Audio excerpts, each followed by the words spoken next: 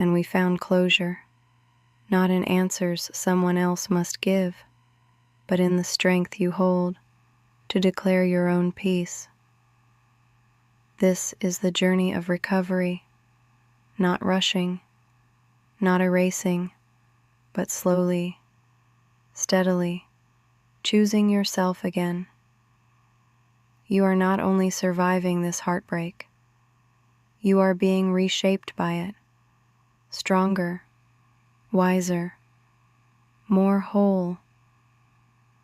Take one last deep breath with me now. Inhale gentleness. Exhale release. Hold this truth in your chest. Healing is not finished tonight, but it has begun. And you do not walk into the night empty. You carry strength. You carry clarity. You carry yourself. Now it is time to rest, to let the heart soften, to let the body surrender to peace instead of pressure. At 11 p.m., Whisper Sister will meet you. Her voice is soft, sleepy, a gentle hush at the end of a long day. Where I have guided you through the release of heartbreak, she will guide you into the release of night, into quiet, into rest, into sleep that heals. So breathe one more time. Inhale recovery. Exhale surrender. And step forward from healing your heart to resting your soul. One of the hardest parts after a breakup is the questions left hanging. Why did they leave? Did they ever really love me? Was it all a lie? You wait for the call, the text, the conversation that explains everything. But often, those answers never arrive. Or if they do, they don't satisfy. They don't untangle the ache the way you hoped. Because closure is not something they can hand you. Closure is something you give yourself. So how do you create closure? You stop chasing their explanation and start writing your own truth. Maybe it sounds like this: they could not meet me where I needed, and that is enough reason.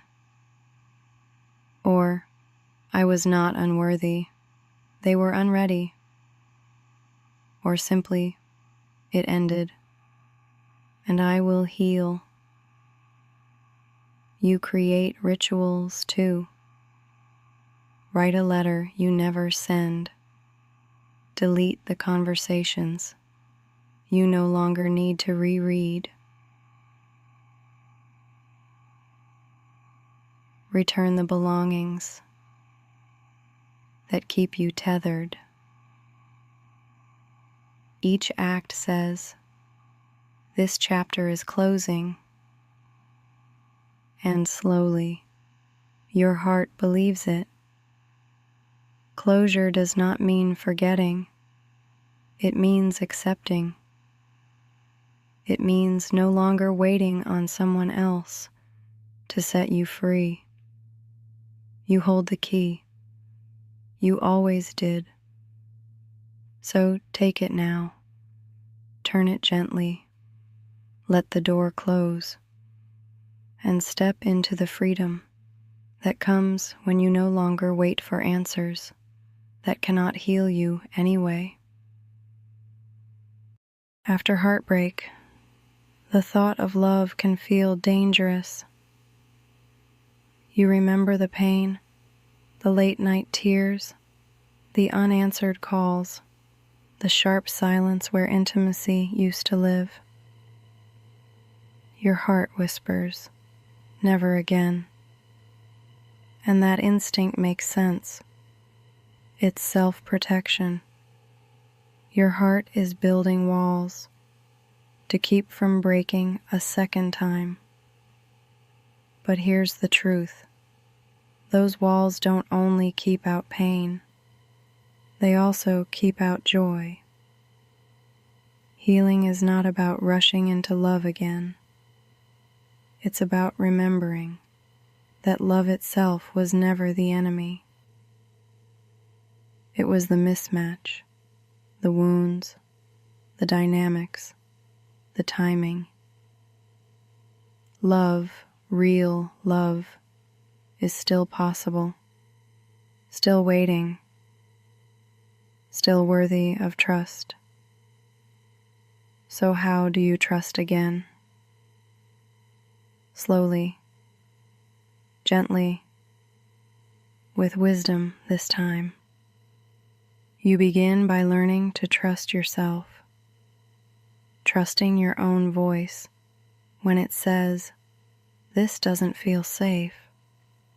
Trusting your own needs when they rise, trusting that your boundaries matter and deserve to be honored. Because the more you trust yourself, the safer it becomes to open towards someone else.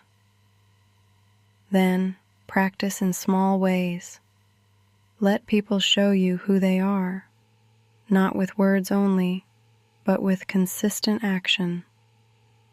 Notice if they respect your no. Notice if they celebrate your yes. Notice if you feel more yourself around them, not less. And remind yourself daily, being open to love again is not betrayal of your past. It does not erase what you felt. It does not minimize what you lost.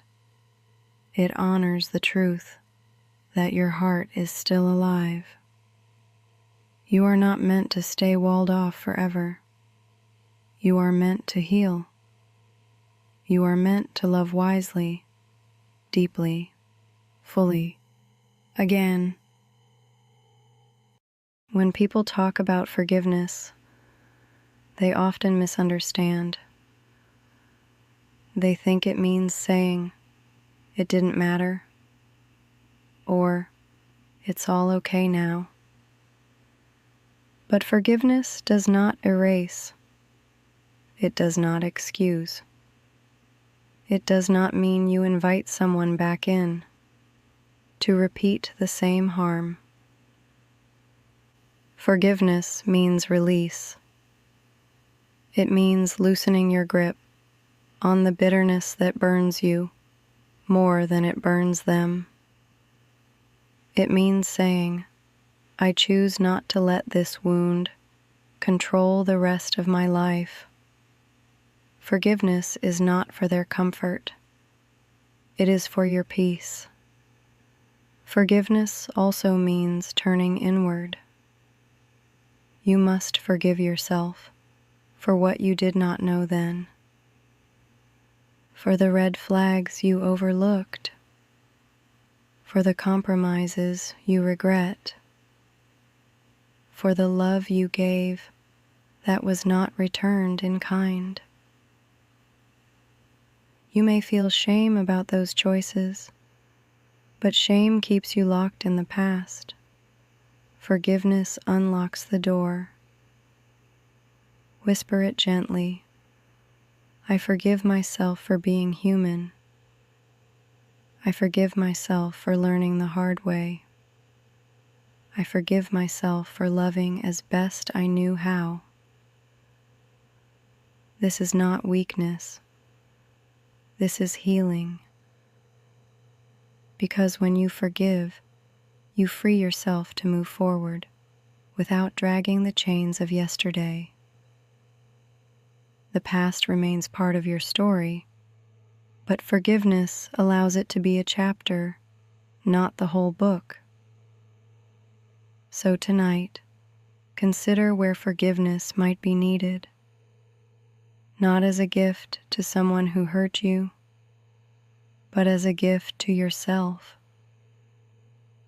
Because the truth is, you cannot rebuild love for your future while still gripping resentment from your past. Forgiveness is the release. Forgiveness is the bridge. Forgiveness is the strength that makes room for joy again. One of the quiet losses after a breakup is the version of yourself you forgot while loving someone else. You shaped your days around them. You adjusted your rhythms. You bent your preferences. And now, without them, you may wonder, who am I without this relationship? This is not failure. This is a doorway. You are being invited back to the parts of you that waited patiently while love took center stage. Think back. What lit you up before? What hobbies, what passions, what rituals were once yours alone? Those pieces are still here. They are waiting. They are ready to meet you again. Rediscovering yourself is not only about going backward, it is also about becoming new. You are not the same person who entered that relationship. You carry lessons now. You carry wisdom.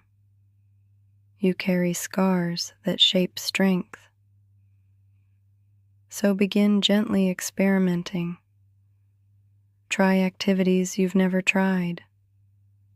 Say yes to opportunities you once thought weren't you. Journal about who you want to be now. Ask yourself, what kind of mornings do I want to wake into? What kind of friendships feel nourishing? What kind of love feels aligned? Rediscovery is not just remembering, it is creating. This is your chance to weave yourself again, threads old and new, woven into someone whole, someone free. So do not fear this question, who am I without them? Instead, answer it slowly, day by day, with courage, with curiosity, with care. Because the truth is, you were always more than who you loved. And now, you get to meet yourself fully again. After heartbreak, your mind often turns inward first. You replay the conversations, the choices, the red flags you ignored. You whisper, if only I had done more. If only I had loved better. If only I had been different. But self-blame is heavy. It builds a prison inside you. And here is the truth. No relationship ends because of one person alone. It takes two people and two sets of choices. You are not the villain of your own love story. You are human. You did the best you could with what you knew then, and that is enough. Blame doesn't only turn inward, sometimes it points outward at the one who left, at the one who hurt you. And anger here is natural. It can even be useful at first. It protects you from collapse. It reminds you that you deserved better. But if you hold on to it too long, blame hardens into bitterness. and bitterness keeps you tethered to the very person you are trying to release. So healing requires this: let go of blame, both directions. Not to excuse what happened, not to erase accountability, but to free yourself from carrying the weight of a story already written. Try saying it softly. I release myself from blame. I release them from blame. I choose freedom. This doesn't mean forgetting. It doesn't mean reconciling. It means unchaining your heart from the cycle of fault so it can rest, so it can heal. Because the opposite of blame is not denial. It is peace. And peace is what your heart is reaching for now. The night is not empty. It is full of quiet presence. Feel it now, like velvet air against your skin, like a soft hand smoothing over your hair. The darkness does not judge. It does not demand. It simply surrounds you, a cocoon of stillness. Every sound has softened. Every demand has hushed. And here you are free.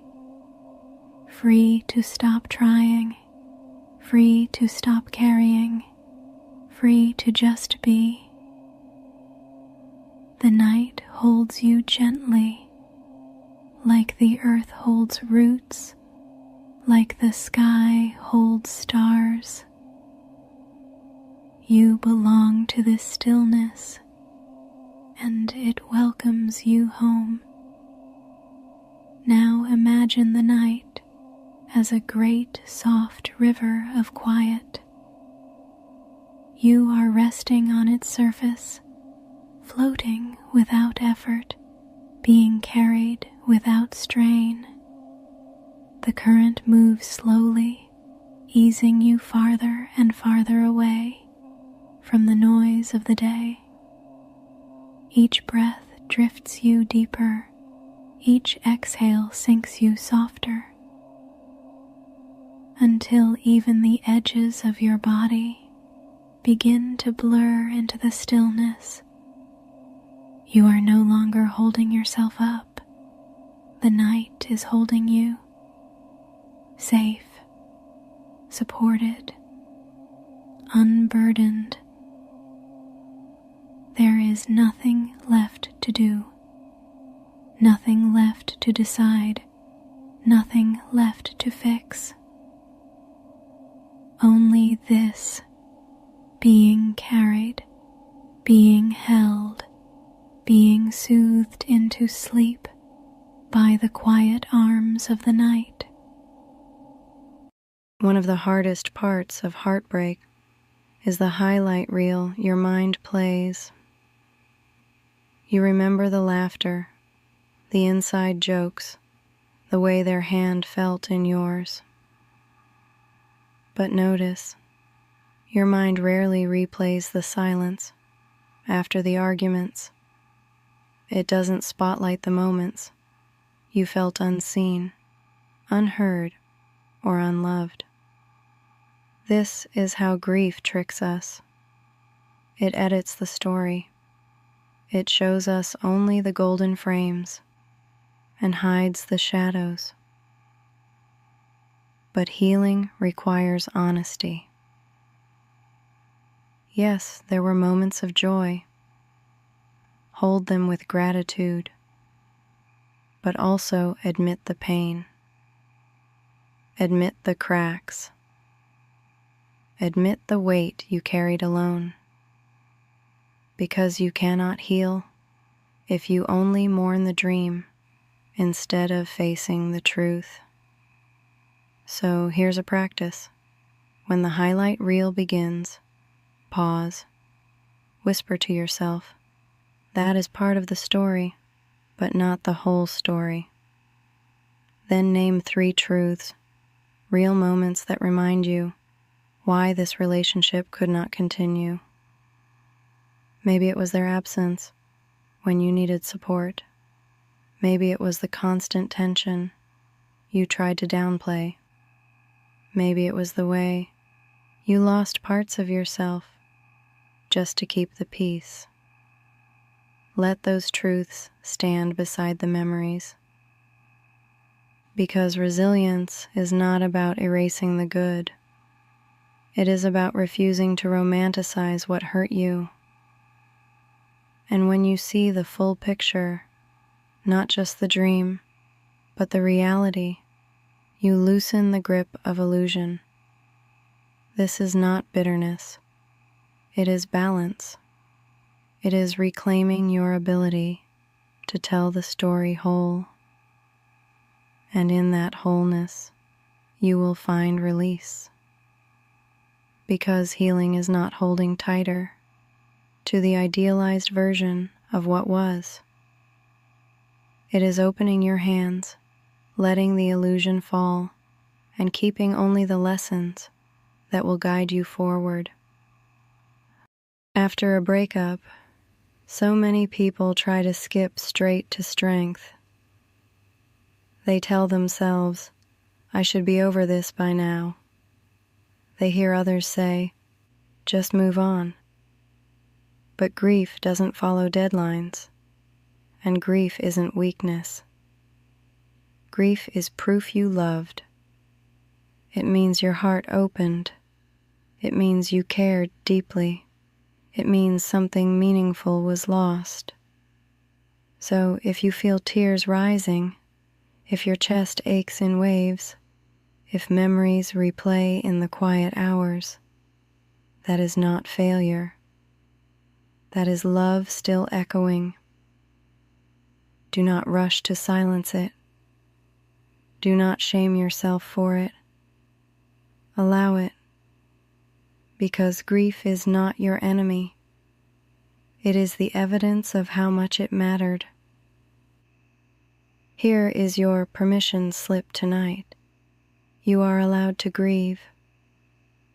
You are allowed to cry for what could have been. You are allowed to miss what was.